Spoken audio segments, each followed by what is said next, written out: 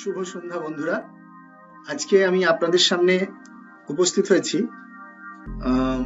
কিছু বিশেষ তথ্য নিয়ে, যে তথ্যগুলো হোমিওপ্যাথির ক্ষেত্রে খুবই উৎসাহব্যঞ্জক। আপনারা জানেন এই মুহূর্তে সারা বিশ্বে কোভিড-19 প্যান্ডেমিক চলছে, এবং যদিও সারা বিশ্ব জুড়েই এর প্রকোপ একটু হলেও কমে এসেছে, কিন্তু এখনো বিশ্ব এর থেকে মুক্ত নয়। আমাদের ভারতবর্ষের অবস্থাও আগের থেকে উন্নতি হয়েছে,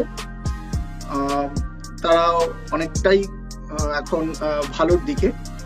আমাদের ভারতবর্ষের মধ্যে কয়েকটি রাজ্যে যদিও এখনো প্রকোপ আছে, তবুও বিশেষ করে পশ্চিমবঙ্গে এখনো প্রকোপ আছে, তবুও আগের থেকে অনেক ভালো অবস্থায় রয়েছে বলেই দেখা যাচ্ছে।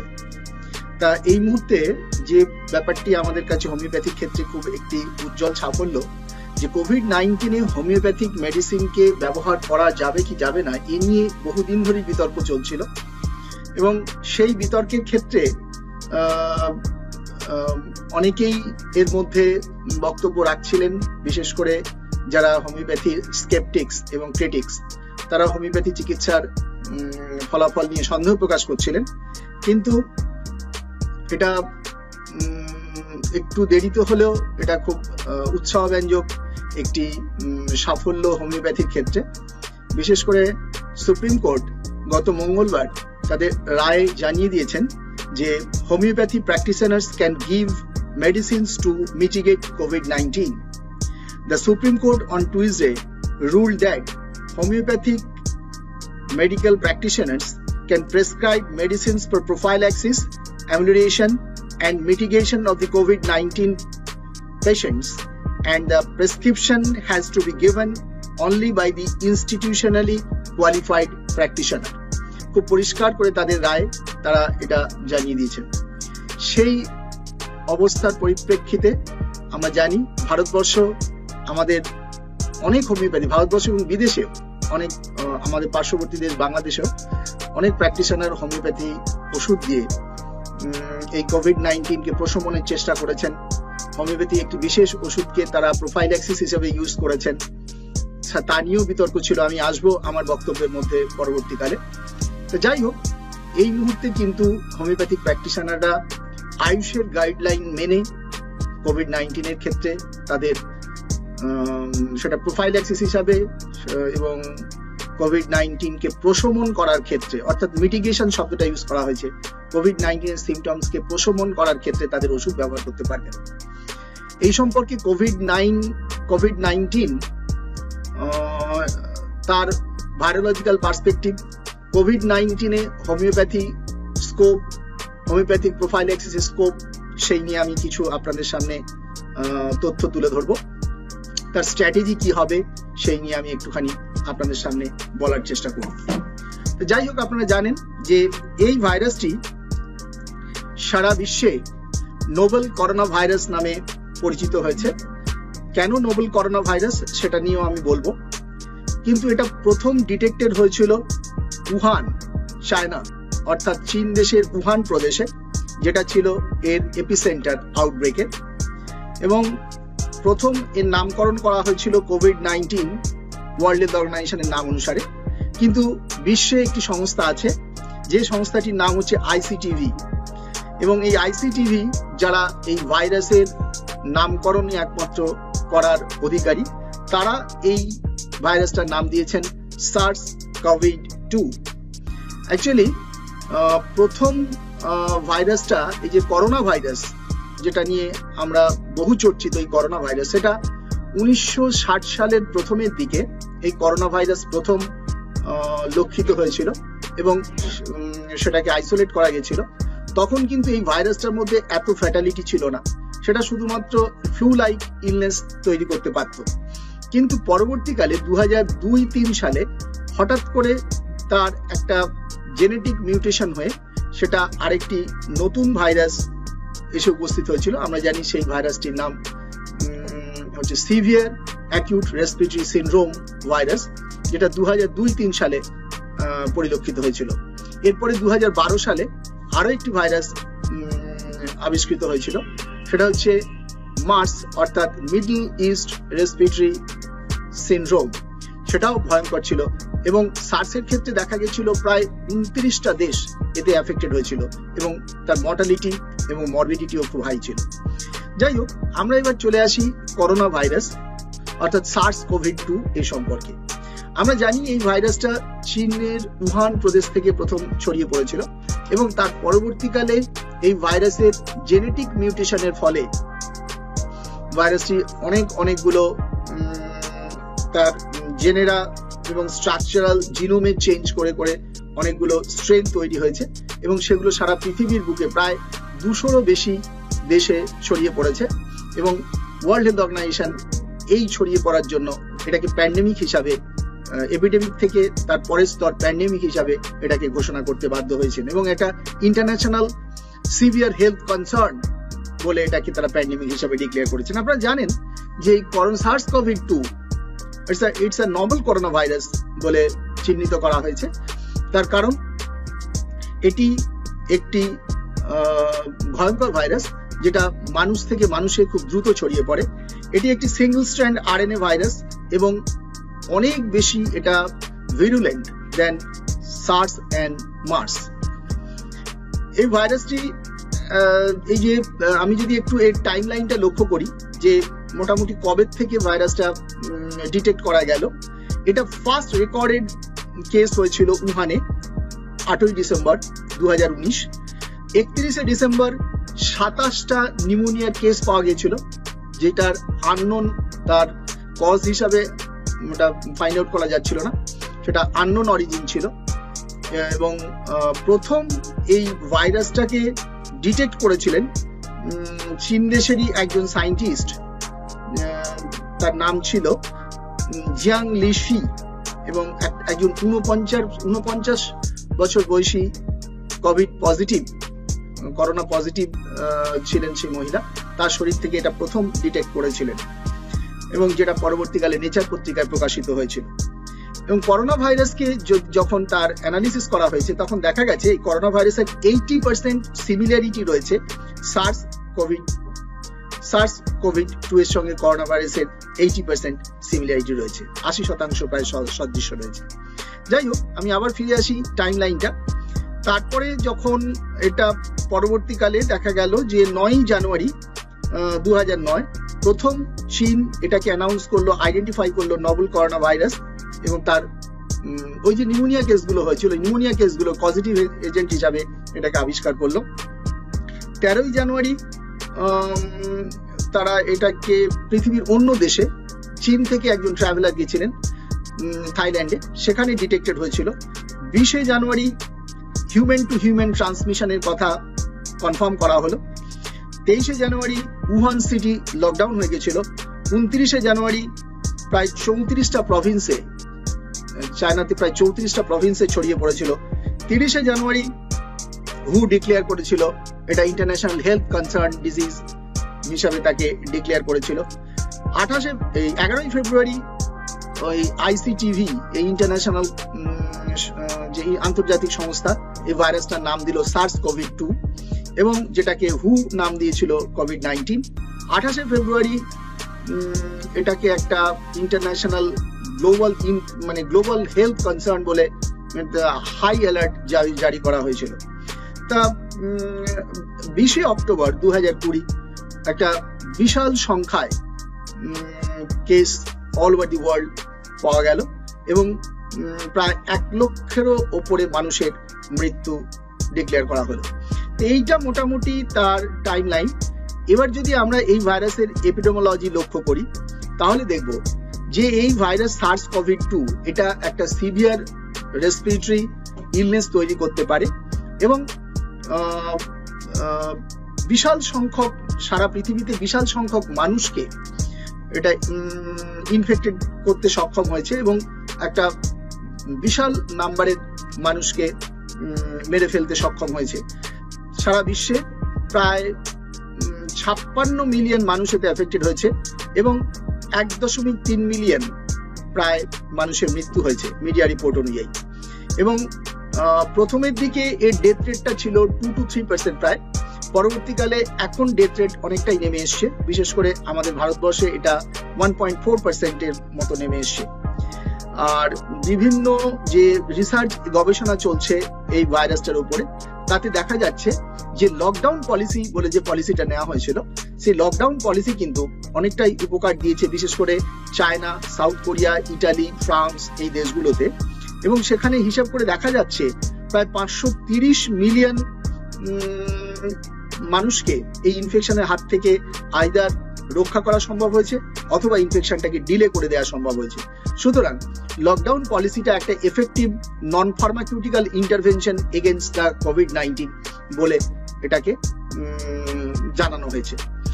আর এছাড়াও রিসার্চাররা মানে দেখেছেন যে যদিও এই করোনা ভাইরাস একটা অ্যানিমাল ভাইরাস হিসাবে প্রথমের দিকে ছিল, পরবর্তীকালে এটা জেনেটিক শিফটিং হয়ে, আপনারা জানেন যে জিন মিউটেশন হয় দু রকম ভাবে, একটা জেনেটিক শিফটিং আর একটা জেনেটিক ড্রিফটিং। জেনেটিক ড্রিফটিং এ জাস্ট একটা স্লাইড চেঞ্জেস হয়, যেটা অতটা বোঝা যায় না, তার প্যাথোফিজিওলজির মধ্যে অতটা বেশি প্রকাশ পায় না। whereas জেনেটিক শিফটিং যখন হয় তখন কিন্তু একটা ম্যাসিভ চেঞ্জেস আসে, এমনকি তার প্যাথোফিজিওলজি চেঞ্জ হয়ে যায়, তার সিভিয়ারিটি চেঞ্জ হয়ে যায়, তার ফ্যাটালিটিও বদলে যায়।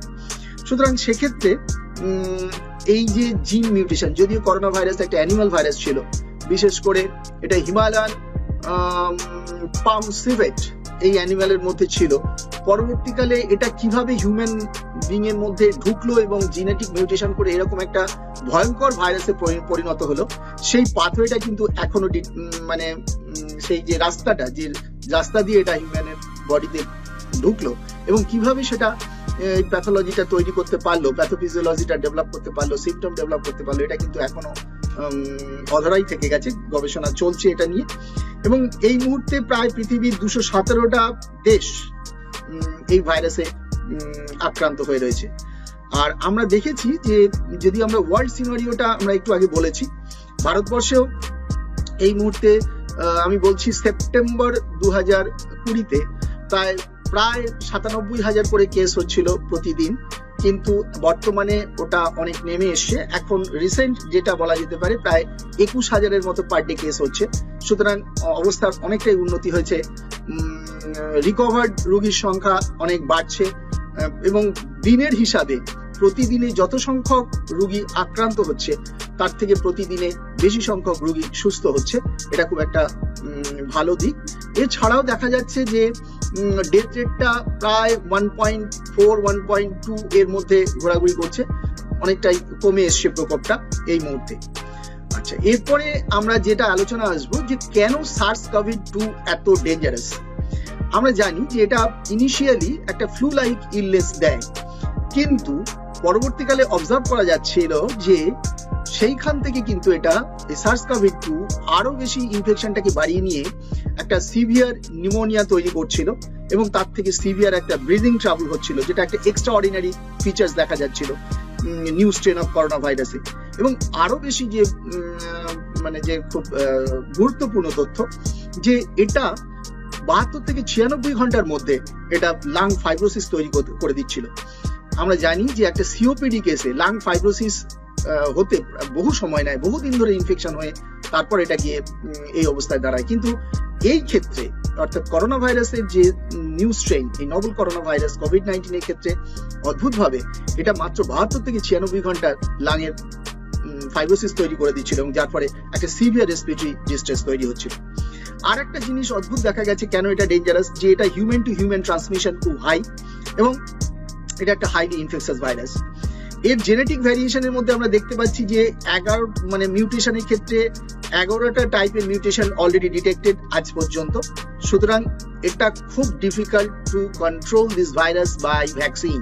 আমরা জানি না, ভ্যাকসিন এখনো বেরোয়নি, ভ্যাকসিন বেরোলে তার কত সংখ্যক মানুষকে সেটা প্রোটেকশন দিতে পারবে, কত পার্সেন্ট মানুষ এটা থেকে প্রোটেক্টেড থাকবেন, এটা কিন্তু এখনো বলার সময় আসেনি, সেটা পরবর্তীকালে বোঝা যাবে ভ্যাকসিন দেওয়ার পর। এছাড়া এটা খুব কুইকলি স্প্রেড করে এই ভাইরাসটা এবং এটা সার্স এবং মার্সের থেকেও খুব দ্রুত গতিতে এটা স্প্রেড করে, এই জন্য এই ভাইরাসটা এত ডেঞ্জারাস। এরপর আমরা এই ভাইরাসের ক্ষেত্রে যেটা আসবো যে এর ওয়েব ফেনোমেনা আমরা বিশ্বের ক্ষেত্রে দেখেছি, ওয়ার্ল্ড সিনারিওটা দেখছিলাম যে আমেরিকা এবং ইউরোপের বেশ কিছু দেশে প্রথম ধাক্কায় সেখানে যে সংখ্যক মানুষ অ্যাফেক্টেড হচ্ছিল, পরবর্তীকালে কেস রেট কমেছিল, ইনফেকশন রেটটা পার ডে কমেছিল, কিন্তু হঠাৎ করে আবার দেখা গেল যে সেকেন্ড ওয়েভটা যখন এলো, সেই সেকেন্ড ওয়েভে দেখা গেল যে প্রতিদিন প্রায় 1 লক্ষ করে মানুষ অ্যাফেক্টেড হয়ে যাচ্ছিল। ভারতবর্ষের ক্ষেত্রে এই সেকেন্ড ওয়েভ এখনো কিন্তু দেখা যাচ্ছে না, এবং আদৌ আসবে কিনা তাও বোঝা যাচ্ছে না। কিন্তু আমরা সকলেই এতে একটু চিন্তায় আছি যে সেকেন্ড ওয়েভ কিভাবে আসবে বা আদৌ আসবে কিনা, এবং এটা বিজ্ঞানীরাও বলতে পারছেন না। তারা এখনো বলছেন যে we are still learning about the virus, আমরা এখনো ভাইরাসটা থেকে শিখছি প্রতিদিন। সেকেন্ড ওয়েভ ইন্ডিয়াতে এখনো আসেনি, অনেকেই এক্সপেক্ট করছে যে উইন্টার সিজনে হয়তো এটা আবার আসবে, এবং যেটা ইউএসএ এবং ইউরোপে দেখা গেছে। তো যাই হোক, এই যে possibility of second wave winter সিজনে হতে পারে, সেটা হতে পারে, কিন্তু বেসিক্যালি যদি আমরা যে জেনারেল মেজার যেগুলো আছে নেয়ার কথা বলা হয়েছে, অর্থাৎ মাস্ক পরা, স্যানিটাইজ করা, হ্যান্ড স্যানিটাইজ করা, এবং অ্যাট দি সেম টাইম আমাদের মানে ফিজিক্যাল ডিস্টেন্সিং মেনটেন করা, এই কেস কমে গেছে বলে এটাকে যদি আমরা রিল্যাক্স করে দিই, তাহলে কিন্তু সেকেন্ড ওয়েভ হওয়ার প্রবাবিলিটিটা অনেক বেড়ে যায় এবং রিস্কটা অনেক বেড়ে যায়। আর একটা কথা মনে রাখতে হবে, হার্ড ইমিউনিটি। আমরা এই মুহূর্তে হার্ড ইমিউনিটি থেকে অনেক দূরে আছি। সায়েন্টিস্টরাও বলতে পারছেন না এক্স্যাক্টলি যে হার্ড ইমিউনিটি কিভাবে এই কোভিড-19 ডেভেলপ করবে বা তার ফিচার্সটা কি দাঁড়াবে, কত পার্সেন্ট মানুষ ইনফেক্টেড হয়ে গেলে তবে হার্ড ইমিউনিটি ডেভেলপ করবে, এখনো কিন্তু সেটা পরিষ্কার নয়, রিসার্চ চলছে। এবং এছাড়া এটা গেল ওয়েব ফেনোমেনার কথা, এবং কোভিড-19 কেস ডেফিনেশন, এটা আর আমি বলে সময় নষ্ট করবো না, তার কারণ কোভিড-19 কাকে বলে, কেস ডেফিনেশন কি, এটা আপনারা সকলেই জানেন, এবং বিশ্ব স্বাস্থ্য সংস্থার একটি ডেফিনেশন এখানে দেওয়া হয়েছে, আপনারা সকলেই জানেন, সে সম্পর্কে ওয়াকিবহাল। আমরা এবার আসবো কেস ক্লাসিফিকেশনে। কেস ক্লাসিফিকেশন ওয়ার্ল্ড হেলথ অর্গানাইজেশনের যে ইনস্ট্রাকশন গাইডলাইন, সে অনুযায়ী 3 ধরনের কেস এখানে রাখা হয়েছে। একটা হচ্ছে মাইল্ড, একটা হচ্ছে মডারেট, একটা হচ্ছে severe. Mild, moderate, severe case সেটা কিভাবে ডিটেক্ট করা হবে তার সম্পর্কে ওয়ার্ল্ড হেলথ অর্গানাইজেশনের একটা ডেফিনিট গাইডলাইন দেওয়া আছে। অক্সিজেন স্যাচুরেশন কত এবং আদার্স প্যারামিটার গুলো কত হলে আমরা কোন কেসটাকে মাইল্ড বলবো, কোন কেসটাকে মডারেট বলবো, কোন কেসটাকে সিভিয়ার বলবো, সেটা সেখানে গাইডলাইন খুব সুন্দর করে দেওয়া আছে। আমি সেগুলোর মধ্যে বলে সময় নষ্ট করছি না। এবার আমরা চলে যাব যে মূল যে ব্যাপারটা, সেটা হচ্ছে সিমটমস, অর্থাৎ কি symptoms of the coronavirus infection. Basically উহানে যে সিমটম গুলো শুরু হয়েছিল সেখান থেকে আমি একটুখানি বলি প্রথম থেকে। সেটা হচ্ছে ফিভার, এবং প্রথমে সেটা কিন্তু একটা ফ্লু লাইক ইলনেসের মতোই হচ্ছিল, পরবর্তীকালে সেটা 2-3 দিনের মধ্যেই জ্বরটা কমে যাচ্ছিল, কারোর ক্ষেত্রে কিছুদিন জ্বরটা বেশি পারসিস্ট করছিল। তার সঙ্গে শুরু হয়ে যাচ্ছিল ড্রাই কাফ, এবং সেই ড্রাই কাফের সঙ্গে সঙ্গে তার সিভিয়ার ব্রিদিং ট্রাবল, এবং চেস্ট এক্সরে করে দেখা যাচ্ছিল যে তার মধ্যে একটা নিউমোনিয়া ডেভেলপ করে যাচ্ছে, এবং ব্রিদিং ডিফিকাল্টি আমি বললাম। এবং এটা যদি আরো বাড়ে, ব্রিদিং ডিফিকাল্টিটা বাড়তে বাড়তে অক্সিজেন স্যাচুরেশন লেভেলটা এমন একটা জায়গায় কমে যাচ্ছিল, ফাইনালি অনেক পেশেন্ট ডেথ হয়ে যাচ্ছিল। এছাড়াও কিছু অন্য সিমটম, সাধারণ সিমটম ছিল, যেমন অ্যানসমিয়া, অর্থাৎ নাকের গন্ধটা চলে যাচ্ছিল, তারপরে লস অফ টেস্ট যাকে বলা এজিউশিয়া, সেটা ডেভেলপ করছিল, বেশ কিছু পেশেন্টের মধ্যে ডায়রিয়া ডেভেলপ করছিল, উইকনেস, বডি এক, এগুলো সব থাকছিল। এগুলো ছিল কোভিড-19 এর মূল সিমটম। এবার হচ্ছে যে পেশেন্টরা, এরকম বেশ কিছু পেশেন্টের দেখার আমার অভিজ্ঞতা হয়েছে, পেশেন্ট তার নিজের মুখে তার শারীরিক কষ্টটা বর্ণনা করেছে, এবং সেই বর্ণনা এছাড়া রিপোর্ট, তার কেস রিপোর্ট করে কোভিড পজিটিভ পাওয়া যাচ্ছিল। এবং অদ্ভুত জিনিস আমি এখানে একটা আপনাদের সামনে একটু ইলাবোরেটলি বলতে চাই, সেটা হচ্ছে ওই কোভিড-19 পেশেন্টের যে রিপোর্টটা, ওই রিপোর্টের মধ্যে দেখবেন একটা ভ্যালু দেয়া থাকে, সেই ভ্যালুটা হচ্ছে সিটি ভ্যালু। সিটি ভ্যালুটা কি? তার কারণ এই সিটি ভ্যালু কিন্তু একটা ক্লিনিক্যাল ইম্পর্টেন্স আছে। এই সিটি ভ্যালু হচ্ছে, তাকে বলা হয় সাইক্লিক্যাল থ্রেশহোল্ড ভ্যালু বা সাইক্লিক থ্রেশহোল্ড ভ্যালু। এই সাইক্লিক থ্রেশহোল্ড ভ্যালুটা কি? এখানে অ্যাকচুয়ালি কোভিড পজিটিভ এটা কনফার্ম করা হয় বাই RT-PCR, অর্থাৎ রিয়েল টাইম পলিক্রোম্যাটিক চেইন রিয়াকশন এই মেশিনে। এখন প্রথমে কি করা হয়, প্রথমে ভাইরাসটাকে তার আরএনএ তার এক্সট্রাকশন করা হয়, তারপর সেই আরএনএ প্রসেসিং করে সেটা ওই আরটিপিসিআর মেশিনে দেওয়া হয়, এবং তখন আরটিপিসিআর মেশিনের সাইকেল একটা ঘুরতে থাকে। ঠিক কটা সাইকেলে এসে সে ডিএনএটাকে ডিটেক্ট করতে পারে সেই কটা সাইকেলকেই ওখান থেকে কাউন্ট করা হয়। যত নম্বর সাইকেলে এসে সেটা ডিএনএটাকে ডিটেক্ট করতে পারে তত নম্বর সাইকেলটাই হচ্ছে তার সিটি ভ্যালু, অর্থাৎ সাইকেল থ্রেশহোল্ড ভ্যালু। এখন ধরুন মানে মোটামুটি একটা স্ট্যান্ডার্ড করা হয়েছে যে সাইকেল থ্রেশহোল্ড ভ্যালু যদি 29 এর নিচে হয়, 29 এর নিচে হয়, তাহলে বুঝতে হবে যে ওই সাইকেল থ্রেশহোল্ড ভ্যালুটা ওই রিপোর্টের মধ্যে আপনারা যদি ভালো করে লক্ষ্য করেন দেখবেন ওই রিপোর্টের মধ্যে দেয়া থাকে। সাইক্লিক থ্রেশহোল্ড ভ্যালু যদি 29 এর নিচে হয় তাহলে বুঝতে হবে যে এই পেশেন্টের মধ্যে ভাইরাল লোডটা খুব বেশি আছে। ভাইরাল লোড মানে আপনারা জানেন যে ভাইরাস পার্টিকেল, একটা ডেফিনিট ভলিউমে ভাইরাস পার্টিকেল কত থাকে শরীরের মধ্যে সেটাই হচ্ছে তার ভাইরাল লোড। তাহলে যে পেশেন্টের মধ্যে ভাইরাল লোড বেশি আছে সেই পেশেন্টের ব্যাপারটা একটু কসাসলি তাকে ডিল করতে হবে, কসাসলি তাকে দেখতে হবে যে ভাইরাল লোড বেশি থাকা মানেই কিন্তু তার বডিতে ড্যামেজ করার প্রবাবিলিটিটা অনেক বেশি থাকে। শরীর ডিফেন্স করলেও ভাইরাল লোডের উপরে কিন্তু এই ইনফেকশনটা অনেকটা ডিপেন্ড করে। তো মোটামুটি 29 এর নিচে যদি থ্রেশহোল্ড সাইকেল মানে সিটি ভ্যালুটা থাকে তাহলে একটুখানি অবশ্যই তাকে কসাসলি ডিল করতে হবে, খুব সফিস্টিকেটেডলি ডিল করতে হবে। আর যদি এটা 30 থেকে 35 এর মধ্যে থাকে তাহলে বুঝতে হবে যে এর মডারেট ভাইরাল লোড আছে। আর যদি 35 এর উপরে 40 এর কাছাকাছি থাকে তাহলে বুঝে নিতে হবে যে এর মানে ভাইরাল লোডটা খুব কম। এবং এই যদি 29 বা 25 বা তার আরো নিচে চলে যায় 12, 13, 14 তাহলে কিন্তু মনে রাখতে হবে যে এক্ষেত্রে ভাইরাল লোড খুব বেশি এবং এটা হাইলি ইনফেকশাস পেশেন্ট এবং এর স্প্রেড করার ক্ষমতা অনেক বেশি, অর্থাৎ ট্রান্সমিট করার ক্ষমতা অনেক বেশি। তার কারণে শরীরের মধ্যে এটা হাইলি ইনফেকশাস এবং এটা অন্যকে ইনফেক্ট করতে পারে। এটা গেল। অবশ্যই এ সম্পর্কে একটু ইয়েও আছে, একটু বিতর্কও আছে। আইসিএমআর এটাকে অবশ্য বলছেন যে এই সিটি ভ্যালুর উপরে একটু তারা সন্দেহ প্রকাশ করেছেন। তারা বলেছেন যে সিটি ভ্যালুটা চেঞ্জ হয়ে যায় কোন জায়গা থেকে স্যাম্পলটা নেওয়া হচ্ছে। যে দেখা যাচ্ছে যে ওরোফ্যারিঞ্জিয়াল বা ন্যাসোফ্যারিঞ্জিয়াল এই দুটো জায়গা থেকে নিলে দু রকম সিটি ভ্যালু হচ্ছে, বা কোন ধরনের হায়ার সফিস্টিকেটেড মেশিন মানে ইউজ করা হচ্ছে তার উপরে ওটা ডিপেন্ড করছে, বা কি ধরনের রিএজেন্ট ইউজ করছে তার উপরেও ডিপেন্ড করছে সিটি ভ্যালুটা। যাই হোক, সব নিয়ে সারা বিশ্বের গবেষণা করে দেখা গেছে যে দেশে খুব বেশি আক্রান্ত হয়েছে মানুষ এবং তাদের সিটি ভ্যালুতে দেখা গেছে যাদের সিটি ভ্যালু 29, 25 এর নিচে তাদের সেই সব দেশে সেই সব মানুষদের ফ্যাটালিটি অনেক বেশি এবং ডেথ রেটটা অনেক বেশি। এই জন্যই সিটি ভ্যালুকে এখন গুরুত্ব দেওয়া হচ্ছে। এরপরে আমরা যদি আমি বেশ কিছু চেস্ট এক্সরে দেখেছি কোভিড পেশেন্টে, আমরা দেখেছি যে তার মধ্যে যদি চেস্ট এক্সরেটা দেখা যায় যেগুলো অ্যাডমিটেড ছিল হসপিটালে, তার মধ্যে একটা হেজি একটা ওপাসিটিস লাংয়ের মধ্যে দেখা যাচ্ছে, যে লাংটা অ্যাফেক্টেড হচ্ছে, বোথ লাং হলেও তাও হতে পারে, এবং সেখানে যে নিউমোনাইটিক যে চেঞ্জেস গুলো সেগুলো লাংয়ের মধ্যে দেখা যাচ্ছে এই এক্সরে প্লেটে, সেটা পরিষ্কার বোঝা যাচ্ছে। এবার আমি আসবো যেটা খুব গুরুত্বপূর্ণ, যে দিকটার কথা আমরা ভাবছি না এবং যেটাকে হয়তো থামানো যাচ্ছে না বলে, ডিটেক্ট করা যাচ্ছে না বলে এই প্যান্ডেমিকটা এখনো রান করছে। এটাকে আমি নাম দিয়েছি ড্রাইভার অফ দি প্যান্ডেমিক। অর্থাৎ প্যান্ডেমিকের একটা ড্রাইভার, গাড়ি যেমন চালাতে গেলে একটা ড্রাইভার লাগে, তেমনি এই যে প্যান্ডেমিকটা হোল ওয়ার্ল্ডে রান করছে তার পেছনেও কিন্তু একটা ড্রাইভার আছে, যে ড্রাইভারটা এটাকে চালিয়ে নিয়ে যাচ্ছে।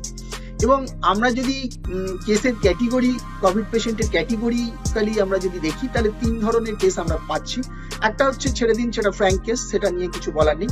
আর একটা হচ্ছে অ্যাসিমটোমেটিক কেস। আপনারা জানেন চারদিকে আলোচনা হচ্ছে অ্যাসিমটোমেটিক কেস। এবং অ্যাসিমটোমেটিক কেস কোনগুলো? সেই পেশেন্টগুলো যাদের কোনো রকম সিমটম নেই, শরীরে কোনো রকম সিমটম নেই, যদিও তারা আরটিপিসিআর করে পজিটিভ দেখা যাচ্ছে রেজাল্টটা। এবং এটা কিন্তু এখনো এর কনসেপ্ট অনুযায়ী এটা আনক্লিয়ার, এটা এখনো পরিষ্কার নয় যে এই যে অ্যাসিমটোমেটিক কেস এটা কত সংখ্যক পেশেন্টের মধ্যে এটা ট্রান্সমিট করতে পারছে। এবং শুধুমাত্র তাই নয়, এটা যদি জানতে হয় যে অ্যাসিমটোমেটিক কেসগুলো সত্যি মানে অনেক বেশি মানে ইনফেকশন কনফার করতে পারছে কিনা মানে ভালো মানুষদের মধ্যে, সেটা কিন্তু এখনো বলার মতো জায়গায় আসেনি যে অ্যাসিম্পটোম্যাটিক কেসগুলোই ড্রাইভার। সুতরাং এটা এখন এর জন্য আরো রিসার্চ দরকার। এরপরে আসি আমি প্রিসিমটোম্যাটিক কেস। প্রিসিমটোম্যাটিক কেস কোনগুলো না, আরটিপিসিআর এ দেখা যাচ্ছে থ্রোট সোয়াব নিয়ে দেখা যাচ্ছে যে তার থ্রোট সোয়াব নিয়ে টেস্ট করে পজিটিভ হয়েছে, কিন্তু যে ডেটে বডিতে ভাইরাসটা ঢুকেছে সেই ডেট থেকে 5 থেকে 7 দিন লাগে বা 3 থেকে 7 দিন লাগে সিমটম ডেভেলপ করতে। সিমটম ডেভেলপমেন্টের আগে পর্যন্ত, অর্থাৎ সিমটম ম্যানিফেস্ট করার আগে পর্যন্ত যে কন্ডিশনটা, যে অবস্থাটা, অর্থাৎ ওই যে সিমটম জাস্ট স্টার্ট করার আগের যে 2-3 দিন, এই 2-3 দিন কিন্তু খুব ডেঞ্জার পিরিয়ড ওই পেশেন্টের ক্ষেত্রে এবং যারা তার কাছাকাছি আসছেন, যারা তার সংস্পর্শে আসছেন তাদের ক্ষেত্রে। তার কারণ এই সময়টাতেই সবচেয়ে বেশি ভাইরাল লোডটা বেশি থাকে ওই পেশেন্টের মধ্যে, কিন্তু তখনও সেটাকে আমরা ডিটেক্ট করতে পারিনি বলে পেশেন্টটা কিন্তু ইজিলি সকলের মধ্যে মিশছে, সকলের মধ্যে ঘুরে বেড়াচ্ছে। সুতরাং তার ভাইরাল লোড বেশি, তার ইনফেকশন করার এবিলিটিটা অনেক বেশি বলে মানে ধরে নেওয়া হচ্ছে। মোটামুটি ভাবে দেখা যাচ্ছে যে এই ট্রেন্ডের ওপরে যেটা বেস করে এটা বলা যায় যে ওই যে 2 থেকে 3 দিন before the manifestation of the symptom, ওটাই হচ্ছে peak period to spread the infection. সুতরাং প্রিসিমটোম্যাটিক কেসগুলোকেও কিন্তু আমাদের নজরে রাখা দরকার। আর একটা কেসের কথা বলবো যেটাকে প্যান্ডেমিকের আমরা পোটেনশিয়াল স্প্রেডার বলতে পারি, বা এটা বলতে পারি যে it may be a driver of the pandemic. সেটা হচ্ছে নন ডকুমেন্টেড ইনফেকশনস গুলো। আমরা দেখতে পাচ্ছি নন ডকুমেন্টেড ইনফেকশনস, হয়তো তার একটু সিমটম আছে, কারো একটু হালকা জ্বর হয়েছে, কারো একটু গলা ব্যথা হচ্ছে, সে সেগুলোকে নেগলেক্ট করে সে টেস্ট করছে না বা টেস্টে যাচ্ছে না। এর ফলে কি হচ্ছে, ওই কেসগুলো পজিটিভ থাকার ফলে সেগুলো টেস্ট হচ্ছে না, যার ফলে সেগুলো আনডিটেক্টেড থাকছে এবং তাদের কন্ট্রাক্ট ট্রেসিং করে আইসোলেট করা যাচ্ছে না, সেগুলো পরিবেশের মধ্যে ঘুরে বেড়াচ্ছে, অন্য মানুষদেরও ইনফেক্ট করার সুযোগ পেয়ে যাচ্ছে এবং এদের কি পোটেনশিয়াল স্প্রেডার বলে মনে করা হচ্ছে। এবং যদিও এটা এখনো কনফার্ম নয় যে অ্যাসিম্পটোম্যাটিক, প্রিসিমটোম্যাটিক বা এই যে নন ডকুমেন্টেড কেসগুলো এটা কতটা রোল প্লে করছে টু ড্রাইভ দিস প্যান্ডেমিক, এটা এখনো ডিটেক্টেড নয়, এটা এখনো গবেষণা চলছে। আগামী দিনে এটা আরো বেশি বার করা সম্ভব হবে। এবার আমি আসবো কোভিড-19 এর প্যাথোফিজিওলজি। অর্থাৎ কোভিড-19 একটা ভাইরাস, সেই ভাইরাসটা আমরা জানি এর মধ্যে কতগুলো প্রোটিন আছে। বাইরের দিকে থাকে স্পাইক প্রোটিন, এস প্রোটিনটা থাকে বাইরের দিকে। সুতরাং যখন কোনো infected person, Covid positive patient যখন কোনো একটা ভালো যা নন ইনফেক্টেড পারসনের সংস্পর্শে আসে, ওই ইনফেক্টেড পারসনসের রেসপিরেটরি ড্রপলেট বা স্মলার অ্যারোজোল যেটা বাতাসে ভাসতে থাকে, সেই স্মলার অ্যারোজোল বা রেসপিরেটরি ড্রপলেটের মাধ্যমে বা সেই ড্রপলেটগুলো সাধারণত হাঁচি, কাশি বা জোরে কথা বললে বা জোরে নিঃশ্বাস নিলে তার মধ্যে দিয়ে ভালো নন ইনফেক্টেড পারসনসের তার রেসপিরেশনের সময় তার শরীরের মধ্যে ঢুকে যায়। ঢুকে গিয়ে সেটা কি করে না, প্রথমে ঢোকার পর আমরা জানি একটা রিসেপ্টর আছে, সেটা হচ্ছে ACE2 রিসেপ্টর, অর্থাৎ অ্যাংজিওটেনসিন কনভার্টিং এনজাইম রিসেপ্টর।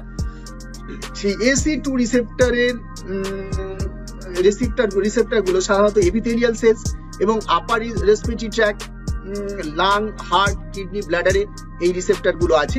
ভাইরাসটা ঢোকার পর এই রিসেপ্টর গুলোর সঙ্গে ওটার অ্যাটাচমেন্ট হয় এবং এই ACE2 রিসেপ্টরের মাধ্যমে ভাইরাসটা কিন্তু এন্ট্রি নেয় ওই আমাদের অর্গান গুলোর সেলের মধ্যে এবং এটাকে ড্যামেজ করে।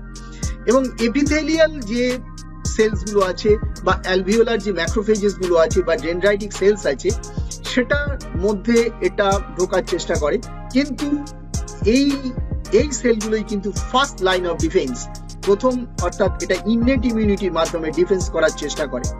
এবং ভাইরাস ইনফেক্টেড সেলস গুলো আগে ফ্যাগোসাইটোজ হয়ে যায়, মানে ডেনড্রাইটিক সেলস গুলো by the process of phagocytosis এই ভাইরাস ইনফেক্টেড ভাইরাসগুলোকে খেয়ে ফেলার চেষ্টা করে।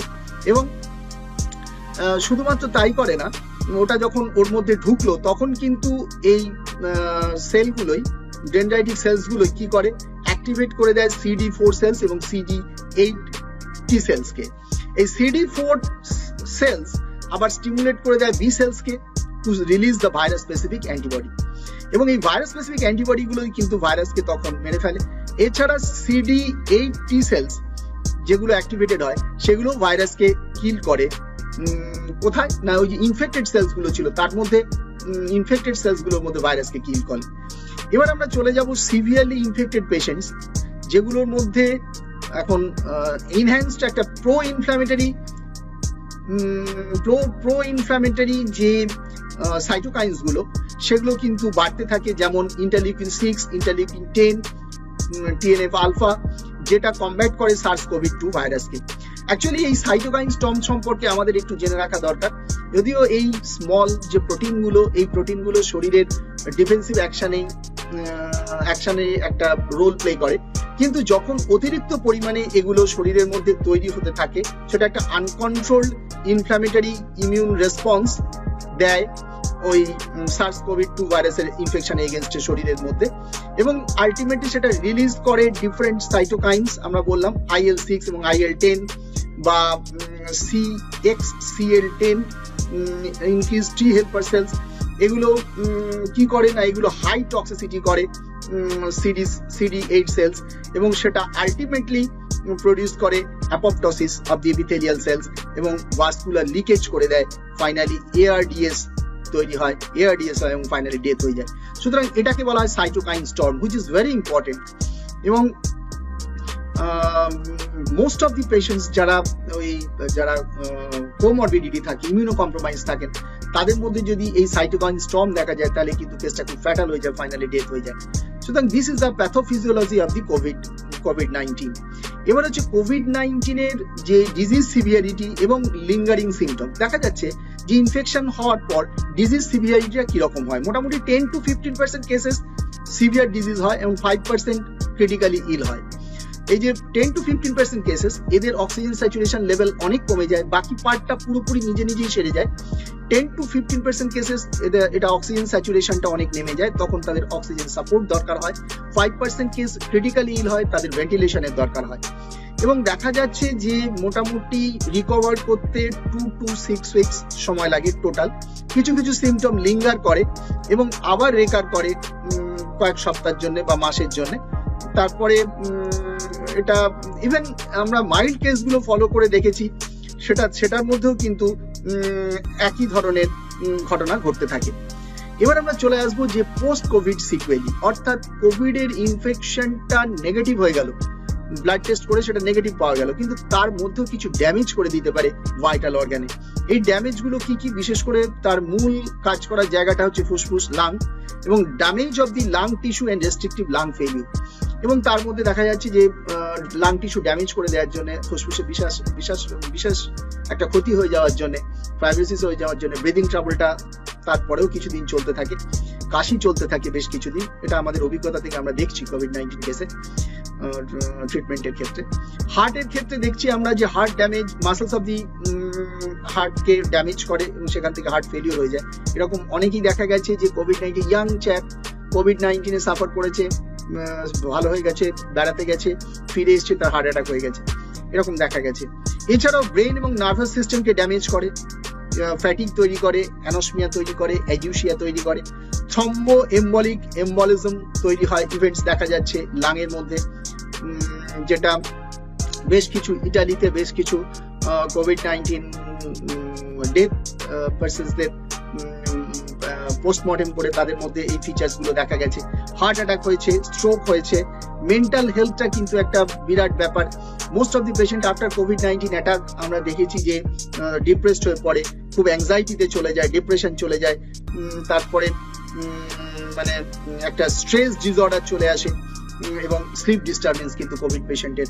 আমি নিজের এক্সপিরিয়েন্স থেকে বলতে পারি, যারা কোভিড ইনফেক্টেড পারসনস, বিশেষ করে বেড কয়েকটা কেসে দেখেছি যে তারা রাত্রে ঘুমোতে পারছেন না। সুতরাং এই সমস্ত পোস্ট কোভিড সিকুয়েলি গুলো কিন্তু খুব ইম্পর্টেন্ট। এবং একটা জিনিস পরিষ্কার মনে রাখা দরকার যে পেশেন্টের ইনফেকশন ওভারকাম করে গেলেও তার মধ্যে যে ক্ষতিগুলো থাকে সেই ক্ষতিগুলো কিন্তু বেশ কিছুদিন চলতে থাকে, এবং আফটার কোভিড ফ্রি হয়ে গেল, ব্লাড রিপোর্ট নেগেটিভ এলো, আরো কিছুদিন কিন্তু একটা কনস্ট্যান্ট মনিটরিং এ এই পেশেন্টগুলোকে রাখা দরকার, অন্যথায় কিন্তু সেখান থেকে ক্ষতির সম্ভাবনা থাকে। এবার আমরা চলে আসবো how to tackle the situation. এই সিচুয়েশনটাকে আমরা কিভাবে ট্যাকল করব। প্রথম হচ্ছে, যদি আমরা আমাদের স্বাস্থ্য পৃথিবীতে যে স্বাস্থ্য ব্যবস্থা আছে সেটা লক্ষ্য করি, তাহলে কনভেনশনাল মেডিসিনে ভ্যাকসিন, কিন্তু ভ্যাকসিন এখনো কোনো ভ্যাকসিন আবিষ্কার হয়নি, কোনো পপুলার অ্যান্টিভাইরাল ড্রাগ নেই কনভেনশনাল সিস্টেম অফ মেডিসিনে, সুতরাং সেখানটায় কিছু করার নেই। আর হচ্ছে যে ভ্যাকসিন হচ্ছে, vaccination is a deliberate attempt to protect human against dreadful infectious disease has a long history. Vaccination অনেক হিস্ট্রি আছে, আমরা দেখেছিলাম সেই হিস্ট্রি জেনারের সময় থেকে, যেটা ছিল 1798, যেখানে স্মল পক্স এর এগেইনস্টে ভ্যাকসিন আবিষ্কার হয়েছিল, এবং হ্যানিম্যান এন্ডোর্স করেছিলেন যে জেনারেল ওয়ার্ক ভ্যাকসিনেশনের উপরে, এবং তিনি এটা স্বীকার করেছিলেন। আমরা যদি আমাদের অর্গান অফ মেডিসিনের অ্যাপোরিজম নাম্বার 56 ফুটনোটে দেখি, সেখানে একটা সুন্দর শব্দ ইউজ করেছিলেন, কিওর ইন অ্যাডভান্স। তিনি এটাকে এন্ডোর্স করেছিলেন জেনারেল এই ওয়ার্কটাকে, তার কারণ সেই সময় স্মল পক্স সারা বিশ্বে জাঁকিয়ে বসেছিল, that was the worst of human race. এটা মানুষের ইতিহাসে সভ্যতা একটা অভিশাপ ছিল, সেইখান থেকে কিন্তু জেনারেল ওই ভ্যাকসিন কিন্তু মানব জাতিকে মুক্তি দিয়েছিল, এবং হ্যানিম্যান এটাকে এন্ডোর্স করেছিলেন, এবং তিনি বলেছিলেন, যদিও এই পদ্ধতিটাকে তিনি সমর্থন করেন না, কিন্তু যেহেতু এটা মানুষকে একটা বিরাট একটা বিপদ থেকে মুক্ত করেছিল, তিনি এর মধ্যে গবেষণা করে খুঁজে পেয়েছিলেন যে কাউপক্স ভ্যাকসিন দিয়ে স্মল পক্সকে প্রিভেন্ট করা হয়েছিল, এবং তিনি বলেছিলেন যেহেতু কাউপক্সের সঙ্গে সিমিলারিটি রয়েছে স্মল পক্সের, এই সিমিলারিটির জন্যই কাউপক্স প্রিভেন্ট করতে পারছিল স্মল পক্সকে, এবং সেখানে তিনি একটা সুন্দর শব্দ ব্যবহার করেছিলেন, কিওর ইন অ্যাডভান্স। তাহলে যাই হোক, এভাবে করা যেতে পারে। আর ভ্যাকসিনের একটা ব্রিফ হিস্ট্রি আছে, সারা বিশ্বে পৃথিবীতে কনভেনশনাল মেডিসিনের প্রচুর ভ্যাকসিন আবিষ্কার হয়েছে, এটা যেমন ঠিক, তেমনি আবার ভাইরাল ডিজিজের ক্ষেত্রে তাদের ভ্যাকসিনের সংখ্যা খুবই কম। এমনকি রিসেন্টলি যে সোয়াইন ফ্লু হয়ে গেল, তার বিরুদ্ধে কোনো ভ্যাকসিন আবিষ্কার করা যায়নি। ইনফ্লুয়েঞ্জার এগেনস্টে যে ভ্যাকসিন গুলো, সেগুলো তো স্ট্রেন চেঞ্জ করে যায় বলে, মিউটেশন হয়ে যায় বলে প্রতি বছর ওদের নতুন করে ভ্যাকসিন তৈরি করতে হয়। এছাড়া কিছু স্টেবল ভ্যাকসিন আছে, যেটা ওনাদের ভ্যাকসিন যে ন্যাশনাল ভ্যাকসিন যে প্রোগ্রাম, ইমিউনাইজেশন প্রোগ্রাম, তার মধ্যে ব্যবহার করে, এবং তার এফেক্টিভিটিও ভালো আছে। এ সম্পর্কে অনেক বিতর্ক আছে যে ভ্যাকসিন কতটা উপকারী কি নয়, ওর মধ্যে আমি যেতে চাইছি না। তার কারণ হোমিওপ্যাথিতে ভ্যাকসিনোসিস বলে একটা কথা আছে, যেটা ব্যাড এফেক্ট অফ ভ্যাকসিনেশন, আমাদের কিছু ওষুধও আছে, আমি সেটার মধ্যে যেতে চাইছি না। তবে আগের যে ভ্যাকসিন, যে সময় তো ভ্যাকসিনোসিসের কথা বলা হয়েছিল, তার থেকে বর্তমানে যে ভ্যাকসিন তৈরি হচ্ছে সেটা অনেক বেশি ফাইনার করে তৈরি করা হচ্ছে, এবং যে অ্যাডজুভেন্ট গুলো ইউজ করা হয়, দেখা গেছিল যে কোনো সাইড এফেক্ট যেটা লোকাল ম্যানিফেস্টেশন বা যেটা সিস্টেমিক ম্যানিফেস্টেশন দিচ্ছিল সাইড এফেক্ট হিসাবে, সেগুলোকে কিন্তু ওরা অনেকটা কমিয়ে ফেলেছে, এবং অনেক অ্যাটিনিউয়েশন করে জাস্ট যেটুকু দরকার লাইভ ভাইরাস, সেই ততটুকুই ইউজ করছে ভ্যাকসিন তৈরি করার ক্ষেত্রে। এবং অ্যাডজুভেন্টটা যেখান থেকে ক্ষতিটা বেশি হচ্ছিল, সাইড এফেক্ট দিচ্ছিল, এবং ওরা সেই অ্যাডজুভেন্টটাকে চেঞ্জ করে ফেলেছে, যার ফলে ভ্যাকসিনের সাইড এফেক্ট ওরা অনেক কমিয়ে আনতে পেরেছে, এবং তার এফেক্টিভিটি অনেক বাড়াতে পেরেছে। আরো হয়তো রিসার্চ হবে, কিন্তু এই নিয়ে অনেক বিতর্ক আছে, আমি তার মধ্যে যেতে চাইছি। এবার চলে আসি আমরা হোমিওপ্যাথিতে কি করতে পারি, এটাই হচ্ছে মূল আমাদের বক্তব্য। তাহলে হোমিওপ্যাথিতে আমরা যেটা করতে পারি সেটা হচ্ছে প্রোফাইল্যাক্সিস, অর্থাৎ that is called the homoeopathic prophylaxis, সোজা কথায় প্রিভেন্টিভ মেডিসিন। হ্যানিম্যান প্রিভেন্টিভ মেডিসিনে তার কিভাবে কোনো ইনফেকশাস ডিজিজের এগেনস্টে, এপিডেমিক ডিজিজের এগেনস্টে তার প্রিভেন্টিভ মেডিসিন কি হবে, কিভাবে সেটা সিলেকশন হবে, সে সম্পর্কে ক্লিয়ার কাট ইনস্ট্রাকশন দিয়ে গেছেন তার অর্গান বইয়ের মধ্যে, সেগুলোকে আমরা আলোচনা করব। আমরা যদি হিস্ট্রি অফ হোমিও প্রোফাইল্যাক্সিস দেখি, তাহলে আমরা হোমিওপ্যাথির ক্ষেত্রে একটা লং হিস্ট্রি দেখতে পাবো। যেমন 1799 সালে স্কারলেট ফিভার এপিডেমিকের এগেনস্টে বেলোডোনা ইউজ করা হয়েছিল। 1801-এ হ্যানিম্যান পারপিউরাম মিলিয়ারিসের এগেনস্টে অ্যাকোনাইট ইউজ করেছিলেন। 1813-তে অ্যাকিউট মায়াজম অফ টাইফাসের এগেনস্টে বায়ানিয়া এবং রাস্টাক্স ইউজ করা হয়েছিল। তেমনি 1831-এ এশিয়াটিক কলেরা এগেনস্টে ক্যাম্ফর, কুপ্রামার্স এবং ভেট্রাম ইউজ করা হয়েছিল। 1833-এ Hering infection of itch miasm suggested psorinum. 1849-এ Boenninghausen cholera epidemic in Europe, সেখানে মর্টালিটি রেট ছিল কনভেনশনাল মেডিসিনে 54.9% কনভেনশনাল মেডিসিন ট্রিটমেন্টের পর, কিন্তু হোমিওপ্যাথি ট্রিটমেন্টের পর সেই মর্টালিটি রেট নেমে চলে এসেছিল 5 to 6%। এছাড়াও সেই তখনই স্মল পক্সের এগেনস্টে থুজা এবং ভ্যারিওলেনাম ইউজ করা হয়েছিল। এছাড়াও 1884-তে বার্নেট স্মল পক্সের এগেনস্টে ভ্যারিওলেনাম ইউজ করেছিলেন, আর 1910-এ অ্যালেন ডিপথেরিয়া ইউজ করেছিলেন। তাহলে এই প্রোফাইল্যাক্সিস গুলো ইউজ করা হয়েছিল। এছাড়াও বরিক এপিডেমিক, যেটা টাইফাস ব্যাসিলাস টাইফোসাসের এগেনস্টে দেখেছিলেন যে ব্যাপটিসিয়া দিয়ে লোয়ার ডাইলিউশনে ব্যাপটিসিয়া ইউজ করে তা অ্যান্টিবডিজ ফর্মেশন হতে দেখেছেন। এছাড়াও এগুলো আমরা আমাদের মেট্রো আমেরিকাতেও পাই। হাল আমলে 1967-তে ডরোথি সেফার্ড হুপিং কাফের এগেনস্টে nosode of whooping cough use করেছিলেন এবং এফেক্টিভ রেজাল্ট পেয়েছিলেন। 2007 থেকে একদম রিসেন্টলি 2007-2008-এ লেপ্টোস্পাইরোসিস এপিডেমিক কিউবাতে যেটা হয়েছিল, সেখানে এর 4টে স্ট্রেন থেকে নোজোর্স বানানো হয়েছিল এবং সেটা কিন্তু খুব ভালো রেজাল্ট দিয়েছিল। যেমন 84% রিডাকশন হয়েছিল ট্রিটেড এরিয়াতে কেসগুলোতে, এবং ট্রিটেড এরিয়াতে 84% কেস রিডাকশন হয়েছিল, whereas নন ট্রিটেড এরিয়াতে 22% কেস আরো কিন্তু বেড়ে গিয়েছিল। সুতরাং এফেক্টিভিটিটা এই নোজোর্স গুলোর প্রমাণিত হয়েছিল তার থেকে। যাই হোক, এবার আমরা আসি হোমিওপ্যাথির মূল ব্যাপারে, যে হোমিও প্রোফাইল্যাক্সিস আমাদের মাস্টার কি বলে গেছেন। হ্যানিম্যান তার ইনস্ট্রাকশন রেকমেন্ড করেছেন যে ল অফ সিমিলিয়া কিন্তু প্রিভেন্ট করতে পারে ডিজিজকে। এটা স্যামুয়েল হ্যানিম্যানই প্রথম তার cure and prevention of scarlet fever 1801-এ লেজার রাইটিং এ আমরা হ্যানিম্যানের এই ট্রিটমেন্ট এবং তার তথ্য পাই। এবং শুধুমাত্র তাই নয়, এছাড়াও হ্যানিম্যান হোমিওপ্যাথিক লিটারেচার, বিশেষ করে অর্গান অফ মেডিসিনে অ্যাপারিজম নাম্বার 33 ফুটনোট, হ্যানিম্যান সেখানেও কিন্তু পরিষ্কারভাবে এ সম্পর্কে লিখে গেছেন। এবং তিনি যে হোমিও প্রোফাইল্যাক্সিস যে একটা বিশাল সম্পদ, বিশেষ করে ইনফেকশাস ডিজিজ, এপিডেমিক ডিজিজ বা প্যান্ডেমিকের এগেনস্টে, তিনি সেটা পরিষ্কারভাবে জানিয়ে দিয়েছেন। এবং এই সম্পর্কে যারা বিরূপ মনোভাব প্রকাশ করেছেন বা এ সম্পর্কে যারা মানে বলেছেন যে এটা সম্ভব না, হ্যানিম্যান কিন্তু তাদেরকে যথেষ্ট উত্তর দিয়েছিলেন। তিনি লিখেছিলেন, who can deny the perfect prevention of the infection from this devastating squares and the discovery of a means whereby this divine aim may be surely attained would offer infinite advantages over any other mode of treatment, be it of the most incomparable kind soever। এবং তিনি পরিষ্কার বলেছিলেন যে homeopathy কিন্তু একমাত্র যে এই infectious ডিজিজের এগেনস্টে প্রতিরোধ গড়ে তুলতে পারে এবং হিউম্যান রেসকে রক্ষা করতে পারে। এটা আমরা তার বিভিন্ন লেখার মধ্যে পেয়েছি। এছাড়া আরেকজনের রেকমেন্ডেশন খুব সায়েন্টিফিক মনে হয়েছে, তিনি হচ্ছেন ডক্টর কেন্ট।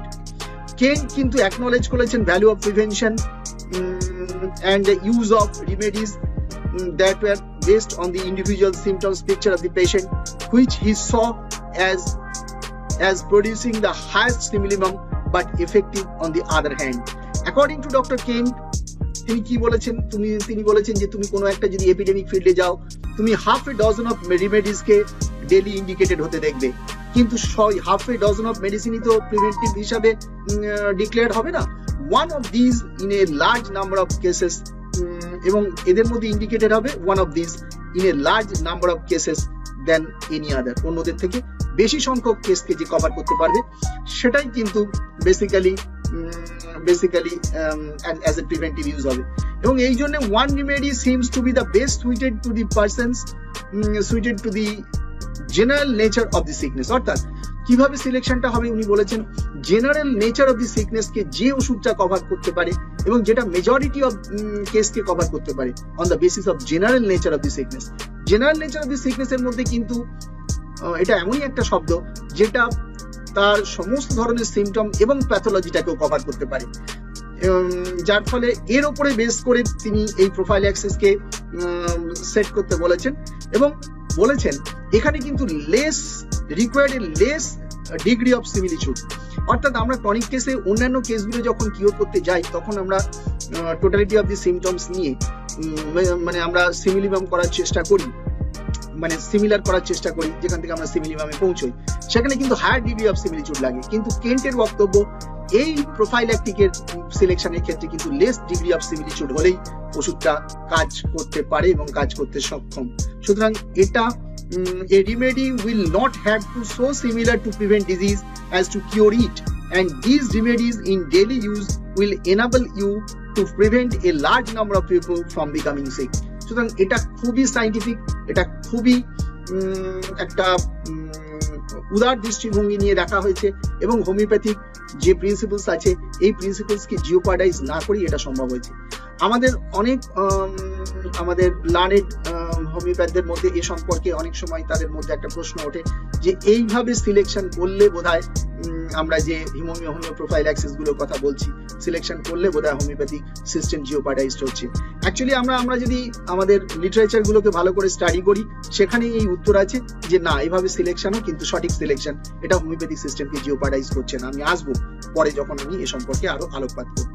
আদার স্টলওয়ার্সরা যারা আছেন তারা ক্লিয়ারলি কিন্তু রিপিটেডলি ভেরিফাই করে দেখেছেন যে হোমিওপ্যাথিক মেডিসিনের যে প্রিভেনশন কোয়ালিটি, কিভাবে এটা ইনফেকশাস ডিজিজকে প্রিভেন্ট করতে পারে বা এপিডেমিক ডিজিজকে প্রিভেন্ট করতে পারে, তারা এ সম্পর্কে রিপিটেডলি তাদের প্র্যাকটিসে এটাকে ভেরিফাই করে দেখেছেন।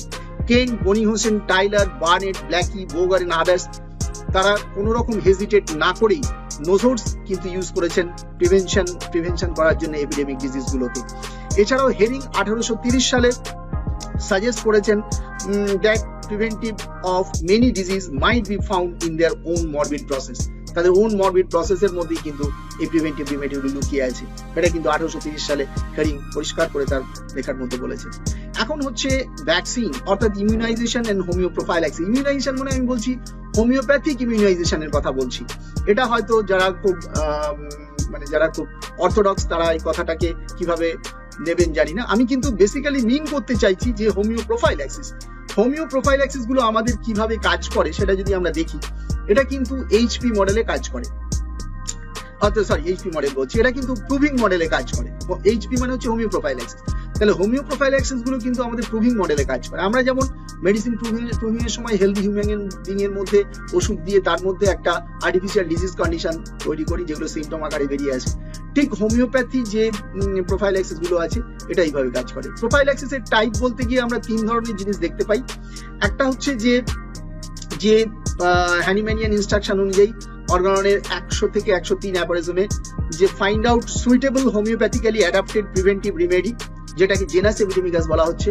যদিও জেনাস এপিডেমিকাস শব্দটি হ্যানিম্যান নিজে ব্যবহার করেননি, এটা খুব সম্ভবত সিডেনাম ইউজ করেছিলেন এবং সেখানে 100 থেকে 103 অ্যাপারিজমে হ্যানিম্যান এই find out a suitable homoeopathic রেমেডির কথা বলেছেন। জেনাস এপিডেমিকাস শব্দটা এই সুইটেবল হোমিওপ্যাথিক রেমেডিটা ফাইন্ড আউট করতে হবে।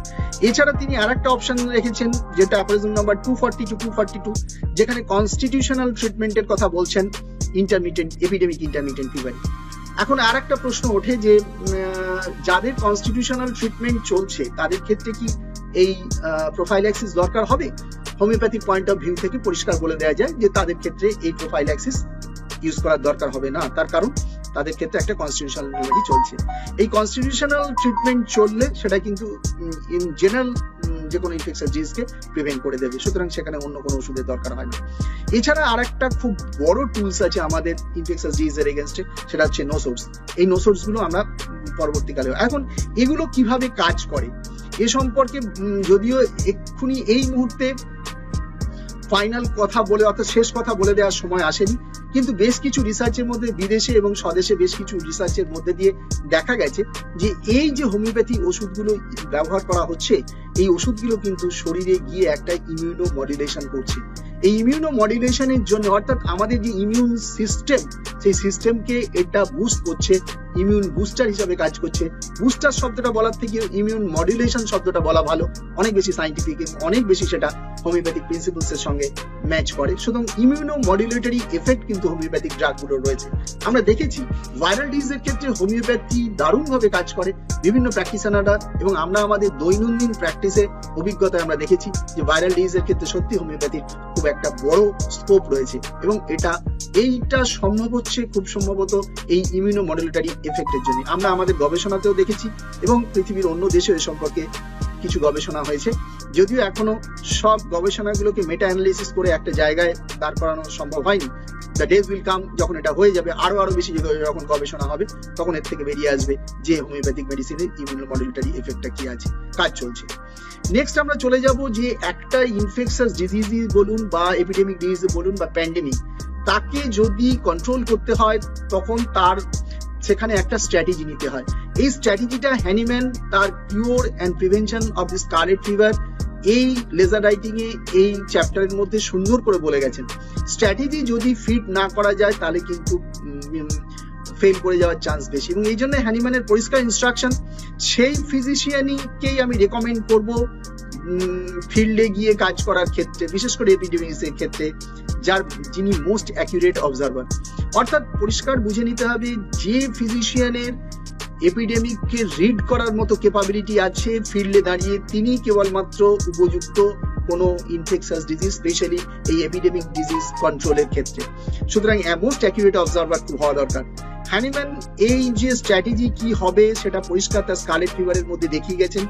তিনি প্রথম যে স্ট্র্যাটেজিটা নিয়েছিলেন স্কারলেট ফিভার প্রিভেনশনের ক্ষেত্রে, যেটা কনিস স্ল্যাটারে 1799 থেকে 1801 পর্যন্ত প্রায় চলেছিল, এবং সেখানে তিনি ফার্স্ট দেখিয়েছেন যে protection against the scarlet fever প্রথম হচ্ছে প্রোফাইল্যাক্সিস, সেখানে বেলাডোনা প্রোফাইল্যাক্সিস হিসেবে বেরিয়ে এসেছিল।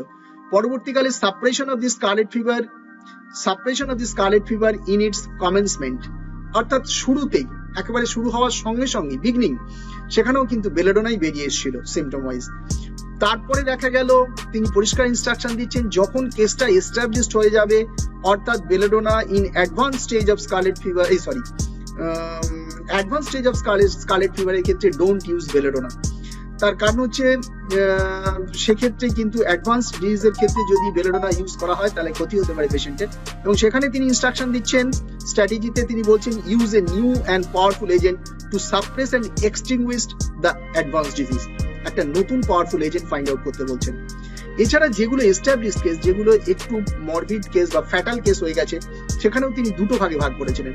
তার ফার্স্ট মরবিড কন্ডিশনটা যেখানে নো ভমিটিং, স্কারলেট ফিভারের ক্ষেত্রে কোনো বমি ছিল না, সেখানে তিনি সলিউশন অফ ওপিয়াম ইউজ করেছেন স্মল কোয়ান্টিটি। সেকেন্ড মরবিড কন্ডিশনে যেখানে সিভিয়ার নশিয়া রয়েছে, সেখানে তিনি ইউজ করেছেন ইপিক্যান। এছাড়া আরেকটা স্ট্র্যাটেজি তার ছিল যেখানে ইনফেকশন ইজ ওভার, যখন ইনফেকশনটা যেমন কোভিড ইজ ওভার, তখন কি হচ্ছে কোভিডে সিকুয়েলি দেখা যাচ্ছে, তেমনি স্কারলেট ফিভারের ক্ষেত্রেও কিন্তু এরকম সিকুয়েলি দেখা গেছিল। এই সিকুয়েলি গুলোকে কভার করার জন্য তিনি অবশ্য আবারও বেলাডোনাকে ইউজ করতে বলেছেন on the basis of symptoms, বেলাডোনাই এসছে। সুতরাং this is the strategy to control a epidemic or a pandemic or the infectious disease. এগুলো কিন্তু আমাদের খুব দক্ষতার সঙ্গে ফলো করতে হবে, তবেই এপিডেমিককে কন্ট্রোলে আনা সম্ভব হোমিওপ্যাথি।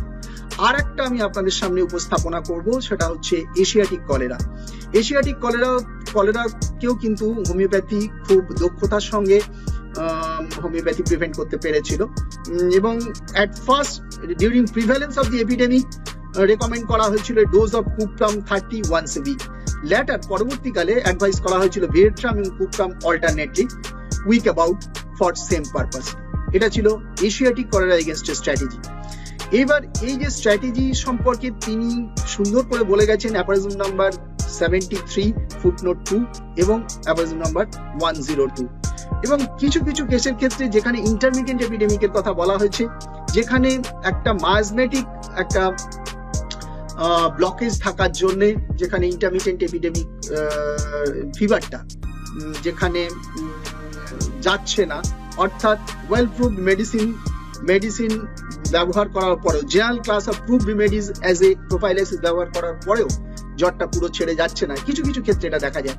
সেক্ষেত্রে বুঝতে হবে এখানে একটা মায়াজমেটিক ব্লকেজ আছে। সেই মায়াজমেটিক ব্লকেজের ক্ষেত্রে মায়াজম মোস্ট অফ দি টাইমে সোরা ইন দ্য ব্যাকগ্রাউন্ড থাকে। সেক্ষেত্রে হ্যানিম্যানিয়ান ইনস্ট্রাকশন হচ্ছে এটাকে সাবডিউ করতে হবে by minute and rarely repeated dose of sulphur or hepar sulph in high potency, যেটা তিনি ক্লিয়ার কাট বলে গেছেন অ্যাপারিজম নাম্বার 242 তে। এবার আসবো হোমিওপ্যাথি সবচেয়ে greatest tool in case of this infectious disease, that is the nosodes. আমরা জানি noso means Greek word in relation to the disease in general. The Latin word noxa means damage, noxus. সুতরাং এটা হচ্ছে নোসোর্স এর meaning, এবং nosode হচ্ছে একটা effective remedy prevention এবং ট্রিটমেন্ট ইনফেকশাস ডিজিজ। তার কারণ এই যে মেডিসিন গুলো এগুলো কিন্তু সিমিলার রেমেডিজ হয় according to the law and principles of মানে সিমিলার প্রিন্সিপলস এর উপর ডিপেন্ড করে। সিমিলার মানে হচ্ছে প্রিন্সিপলস অফ সিমিলার। এটাকে আমরা ইউজ করতে পারি কখন বেশি, যখন দেখছি আমরা যে well selected prove medicine fail করছে, সেক্ষেত্রে আমরা নোজোর্সকে আনতেই পারি, ব্যবহার করতে পারি এবং সেক্ষেত্রে খুব ভালো রেজাল্ট দেয়। হিস্ট্রি সেটা রিভিল করেছে। এবং লার্জ নাম্বার অফ নোজোর্স কিন্তু এই মুহূর্তে মেট্রো আমেরিকায় অ্যাভেলেবেল আছে। প্রায় 45টা ওয়েল নোন নোজোর্স, 45টার মতো ওয়েল নোন নোজোর্স কিন্তু আমাদের মেট্রো আমেরিকায় রয়েছে। এছাড়া আরো অসংখ্য নোজোর্স, নতুন নতুন নোজোর্স রিসার্চের জন্য বার করার চেষ্টা করা হচ্ছে। আমার কাছে যতটুকু খবর আছে এই মুহূর্তে 4 থেকে 5টা নোজোর্স, নতুন নোজোর্স রিসার্চের জন্য হোমিওপ্যাথি কোভিড রিসার্চের জন্য ডেভেলপ করা হয়েছে এবং সেই নোজোর্স গুলো কিন্তু আগামী দিনে প্রয়োগ করা হবে বলে সেই চেষ্টা চলছে। নেক্সট আমরা চলে আসবো যে অনেক সময় দেখছি আমরা যে কিছু কিছু ফ্যাক্টর আছে, যে ফ্যাক্টর গুলো নিয়ে ডিবেট আছে। যেমন আমরা দেখছি এই প্যান্ডেমিকে department of AYUSH homeo prophylaxis হিসাবে তারা একটা অ্যানাউন্স করেছেন আর্সেনিকাম অ্যালবাম 30। আমি এর ফেভারে কতগুলো যুক্তি দিতে আগ্রহী। আর্সেনিকাম অ্যালবাম 30 কিন্তু শুধু চোখ বুঝে ইউজ করা হয়নি, এটা কিন্তু যথেষ্ট বৈজ্ঞানিক ভিত্তির উপরে দাঁড় করিয়ে ইউজ করা হয়েছে এবং without jeopardising the homeopathic principles and philosophy. আমরা 153 অ্যাপারিজমে যে কথা পেয়েছি যে হোমিওপ্যাথিক স্পেসিফিক রিমেডির কথা, সেই স্পেসিফিক রিমেডি কিন্তু এই নয় কি যে সেগুলো একদম একটা মানে একেবারে ডট স্পেসিফিক কথাটা এখানে ইউজ করা যাবে না। সেখানে কিন্তু কিছু সিমটমের উপরে বেস করেই এটা ইউজ করা হয়েছে। ওই কিসের উপরে বেস করা হয়েছে, যা সেটা কেন্টের যে থিওরিটা আছে, যে রেকমেন্ডেশনটা আছে, on the basis of general nature of the sickness.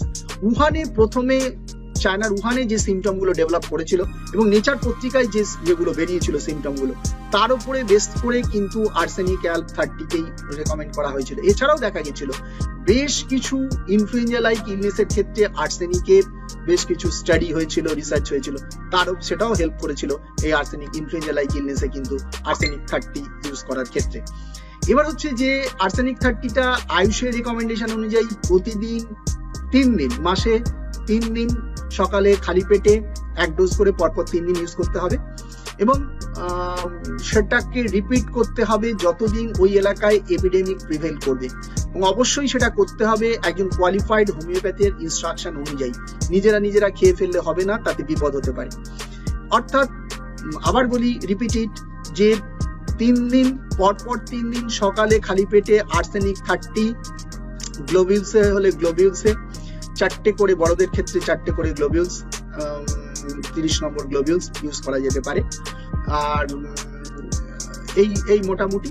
আর হচ্ছে যে এপিডেমিক যতদিন প্রিভেইল করবে, যদি এই ওষুধটা প্রতি মাসেই খেতে হবে 3 দিন করে, যদি এই ওষুধটা প্রিভেইল করে, অর্থাৎ ভাইরাস যদি প্রিভেইল করে, তাহলে সেক্ষেত্রে ওটা খেয়ে কন্টিনিউয়াসলি চালাতে হবে যতদিন ওখানে ভাইরাস প্রিভেইল করবে, অর্থাৎ এপিডেমিক প্রিভেইল করবে। এটা কিন্তু ক্লিয়ার কাট ইনস্ট্রাকশন এবং এ সম্পর্কে যথেষ্ট ডিবেটও হয়েছে যে এইভাবে সিলেকশন করা যায় কিনা। হ্যাঁ, এইভাবে সিলেকশন করা যায়।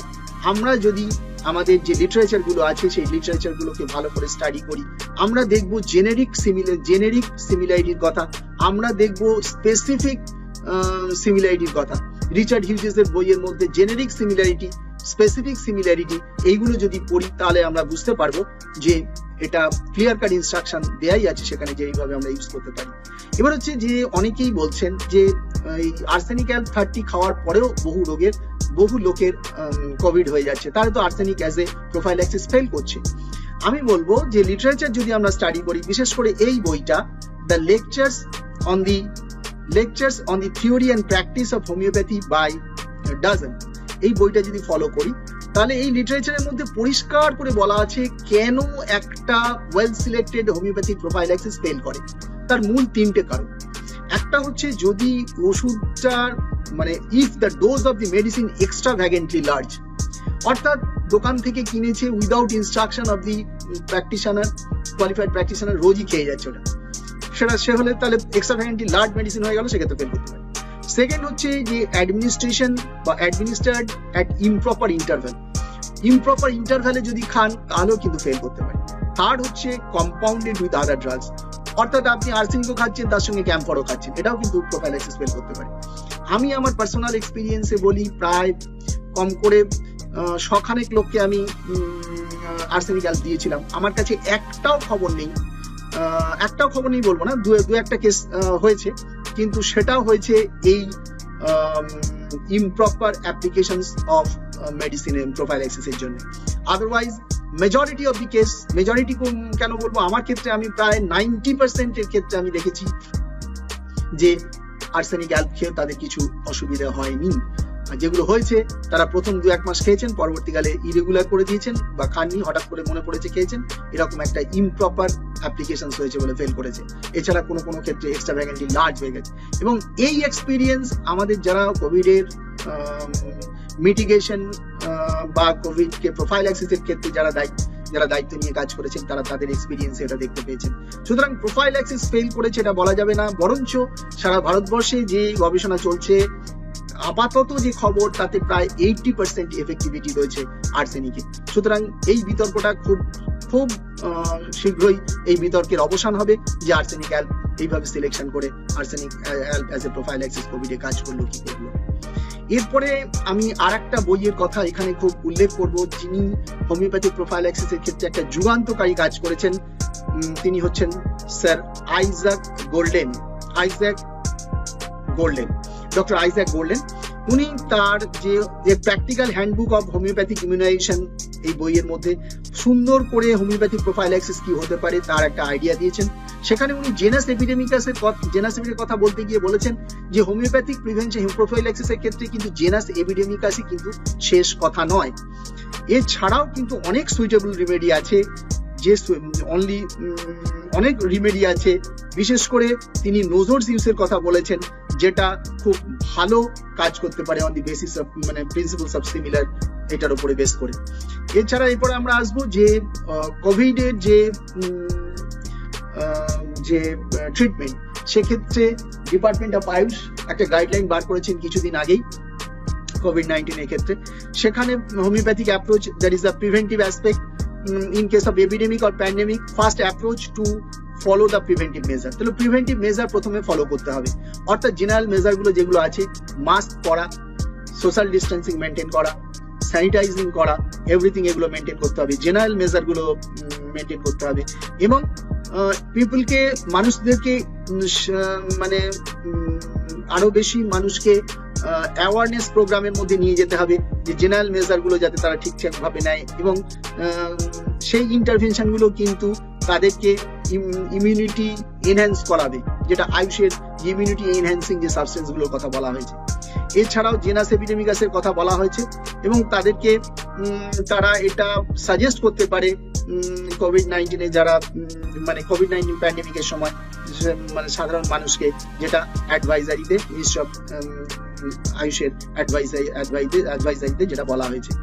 এছাড়া আসবো আয়ুষের ইমিউনিটি এনহ্যান্সমেন্টের জন্য যে ওষুধের কথা আমি আগে বলে দিয়েছি।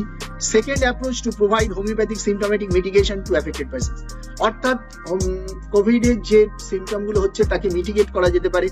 সেই মিটিগেশনের জন্য কিছু ওষুধ অবশ্যই হোলিস্টিক অ্যাপ্রোচে সেটাকে সিলেক্ট করতে হবে on the basis of presenting sign and symptoms of each patient.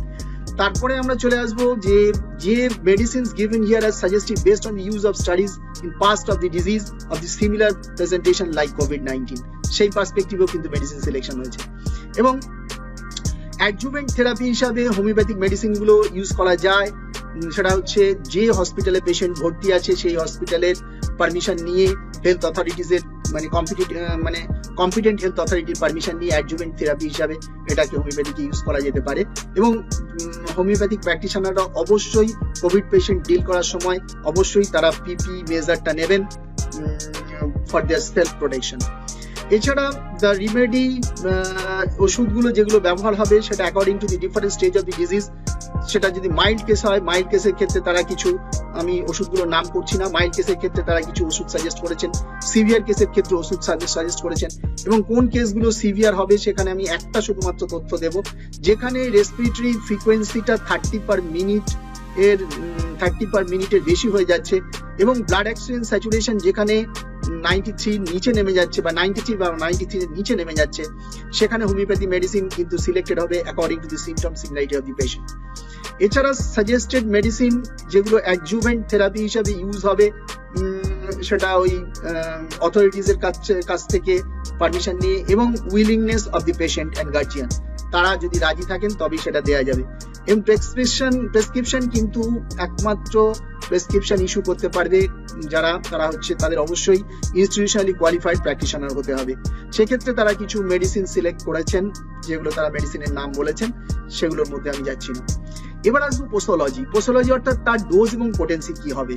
Dose এবং পোটেন্সি গুলো কিন্তু রিকুইজিট পোটেন্সি এবং ডোজ ডিপেন্ড করবে এবং তাদের রিপিটেশন ডিপেন্ড করবে on the condition of the পেশেন্টের কি কন্ডিশন আছে তার উপরে, এবং এটা যদি ঠিক ডোজ এবং ঠিক পোটেন্সি ঠিক রিপিটেশন করা যায় তাহলে কিন্তু এই মিটিগেশনটা খুব কুইক করা যাবে। এবার different types of potency use করা যেতে পারে, সেটা সেন্টিসিমালে ইউজ করা যেতে পারে, ডেসিমালে ইউজ করা যেতে পারে, এটা হচ্ছে as per decision of the qualified practitioner. এছাড়া আমরা দেখতে পাচ্ছি যে selection of the potency various ফ্যাক্টরের উপর আমরা ডিপেন্ড করে জানি, susceptibility of the patient, depth of the disease, nature of the disease, stage of the disease and duration of the disease, এই সমস্ত ফ্যাক্টর গুলো মাথায় রেখে কিন্তু পোটেন্সি এবং ডোজ সিলেকশন দেখতে হবে। দিস ইজ দ্য পোস্টোলজি কোভিড-19 পেশেন্টের ক্ষেত্রে। এবার আমি একটা বিশেষ তথ্য আপনাদের সামনে হাজির করব, সেটা হচ্ছে fatal epidemic influenza successfully controlled by the homoeopathic medicine in 1890 সালে। আমরা যে কোভিড-19 কে আজকে দেখছি ঠিক এরকম একটা ফিচার্স 1890 সালে কিন্তু সারা ইউরোপে ঘটে গিয়েছিল, যার খবর আমরা রাখি না। আমরা যদি রিচার্ড হিউজেসের ওই বইটা পড়ি, যার মধ্যে কিন্তু পরিষ্কার এই সম্পর্কে দেয়া আছে যে ফিচার্সটার সঙ্গে আজকে যে কোভিড-19 এর ফিচার্স, এই ফিচার্সের কিন্তু বিশেষ মিল আছে। এই ফিচার্স কি ছিল সেই এপিডেমিক ইনফ্লুয়েঞ্জাটা? না, সেটা একটা সিভিয়ার টাইপের এপিডেমিক ইনফ্লুয়েঞ্জা ছিল এবং হিউম্যান টু হিউম্যান ট্রান্সমিশন সেখানে প্রচন্ড ছিল এবং অ্যাটাক অফ রেসপিরেটরি সেলস তাও ছিল। এছাড়াও ফ্যাটাল ইনফ্লুয়েঞ্জা থেকে নিউমোনিয়া থেকে প্যারেনকাইমেটাস ডিজেনারেশনের ফলে লাং, কিডনি এবং লিভার, হার্ট এফেক্টেড হয়ে যাচ্ছিল। সুতরাং 1890 সালের ঘটে যাওয়া ওই এপিডেমিক ফ্যাটাল ইনফ্লুয়েঞ্জার ক্ষেত্রেও কিন্তু একই ধরনের সিমটম দেখা গেছিল। এই তথ্যটা আমরা রিচার্ড হিউজেসের বইয়ের মধ্যে পাই। সেই বইটা যদি আমরা ফলো করি, তার একটি চ্যাপ্টারে ইনফেকশাস ডিজিজ, এই চ্যাপ্টারে যদি আমরা দেখি সেখানে আমরা পেয়ে যাবো এই তথ্য। সুতরাং এটা আমাদের কাছে হোমিওপ্যাথির কাছে নতুন মনে হবে না। বইটির নাম হচ্ছে the principles and practice by Richard Hughes, chapter number 25, general disease, acute infectious disease influenza, page number 275 to 279। এখানে আমি হিস্টোরিক্যাল ব্যাকগ্রাউন্ড থেকে পাচ্ছি কিভাবে সেইটাকে কন্ট্রোল করা হয়েছিল। সেখানে আমরা দেখতে পাচ্ছি যে ব্রিটিশ হোমিওপ্যাথিক সোসাইটিতে দাঁড়িয়ে মিস্টার হ্যারিস তার একটা পরিসংখ্যান দিয়েছিলেন। সেই পরিসংখ্যানে তিনি দেখিয়েছেন যে ৭৫,০০০ কেস সেই ফ্যাটাল ইনফ্লুয়েঞ্জা ট্রিটমেন্ট করেছিল ৮২ জন হোমিওপ্যাথিক প্র্যাকটিশনার এবং সেখানে মাত্র ৭৩টা ডেথ হয়েছিল। In comparison to the conventional medicine, হোমিওপ্যাথির সাকসেস সেক্ষেত্রে কিন্তু একটা বিরাট ছিল। আমরা যে এখন কোভিড এর ক্ষেত্রে দেখতে পাচ্ছি যে যেখানে ডেথ রেটটা প্রায় 2 to 3%, কিন্তু সেই সময় যে ট্রিটমেন্ট হয়েছিল ফ্যাটাল ইনফ্লুয়েঞ্জার ক্ষেত্রে সেখানে ৭৫,০০০-এ ৭৩ জন, মোটামুটি মর্টালিটি রেট ছিল 0.4 এর মতো, 0.48 এর মতো। তাহলে দেখা যাচ্ছে যে আজকালকার এত ইনস্টিটিউশনাল সাপোর্ট নিয়েও যেখানে কোভিড এর মর্টালিটি 2 to 3%, সেখানে সেই সময় কনভেনশনাল মেডিসিনের সিস্টেমের সঙ্গে পাল্লা দিয়ে হোমিওপ্যাথিরা যে ট্রিটমেন্ট করেছিলেন তার ট্রিটমেন্টের সাকসেস অনেক বেশি ছিল কনভেনশনাল মেডিসিনের ক্ষেত্রে। যাই হোক, আমি এখানে historical background to control the true fatal epidemic influenza কিভাবে করা হয়েছিল তার স্ট্র্যাটেজিটা বলবো। তার স্ট্র্যাটেজিটা ছিল এইরকম যে তারা কেসগুলোকে মোটামুটি ভাবে ভাগ করে নিয়েছিলেন 4টে ভাগে। প্রথমে ছিল ইনফ্লুয়েঞ্জিয়াল পাইরেক্সিয়া, সেকেন্ড ছিল ক্যাটরার অফ ইনফ্লুয়েঞ্জা, থার্ড ছিল bronchitis and pneumonia, and fourth ছিল সিভিয়ার অর্থাৎ আরো ফ্যাটাল কেসগুলো। প্রথমে তারা যে ইনফ্লুয়েঞ্জিয়াল পাইরেক্সিয়াতে যে ওষুধগুলো সাজেস্ট করেছিলেন, যদি শরীরে ব্যথা বেশি থাকে, যদি মাথা যন্ত্রণা থাকে, বেলেডোনা, অ্যাকোনাইট, আরস্যাল, জেলসিমিয়াম, এগুলো তারা ইউজ করেছিলেন। যেখানে সিভিয়ার পেইন ছিল এবং জল পিপাসা ছিল প্রচন্ড রেস্টলেসনেস ছিল, অ্যাকোনাইট ইউজ করেছেন। তারপরে তারা dryness of the mucus membrane, জল পিপাসা বেশি, ডায়নিয়া ইউজ করেছেন। এভাবে তারা ইনফ্লুয়েঞ্জাল পাইরেক্সিয়াটাকে ম্যানেজ করেছিলেন। ক্যাটারাল ইনফ্লুয়েঞ্জার ক্ষেত্রে তারা ইন্টারকারেন্ট যে রিমেডি হিসাবে তারা ইউফেসিকা ইউজ করেছিলেন। যখন ডিসচার্জটা অ্যাক্টিভ হয়ে যাচ্ছিল তারা আর্সালটা ইউজ করা হয়েছিল ফার্স্ট ট্রেন্ড স্টেজে। পালসেটিলা ইউজ করা হয়েছিল যেখানে ডিসচার্জটা থিক ইয়েলো হয়ে যাচ্ছিল, বিশেষ করে থিক হয়ে যাচ্ছিল। আর ক্যাটারাল অর্থাৎ ল্যারিঙ্গোট্রেকিয়াল ক্যাটারার যেখানে শো করছিল সেখানে তার থেকে যে কাপ তৈরি হচ্ছিল তারা স্পঞ্জিয়া ইউজ করেছেন, রুমেক্স ইউজ করেছেন এবং স্টিকটা ইউজ করেছেন।